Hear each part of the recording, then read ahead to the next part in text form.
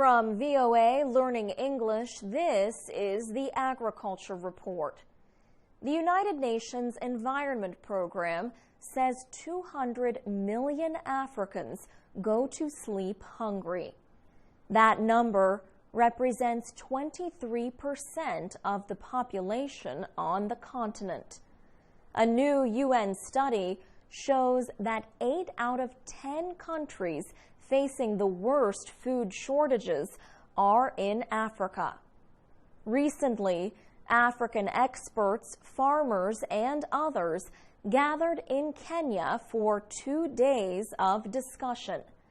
They debated ways to feed the growing human population in Africa and deal with rising temperatures on Earth's surface. The UN's climate change coordinator for Africa, Richard Muneng, was one of the speakers. He noted a need to increase food production to feed the population.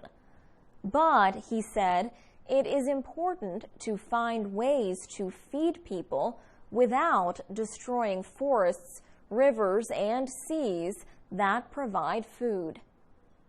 At the meetings, Emmanuel Dlamini served as a negotiator for One Africa, a group that fights extreme poverty in Africa. In his opinion, climate change is here to stay. He says African governments and farmers have to look for ways to deal with the changes.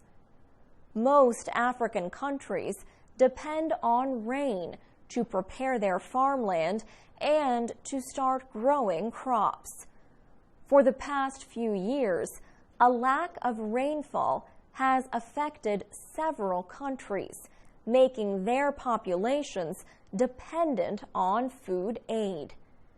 African farmers say that a combination of unpredictable rain and rising temperatures creates an environment for crop diseases that affects production. The conference also heard from a representative of Nestle, one of the world's largest food companies. Nestle Africa's Hans Jor says farmers need assistance from food processing companies and non-governmental organizations.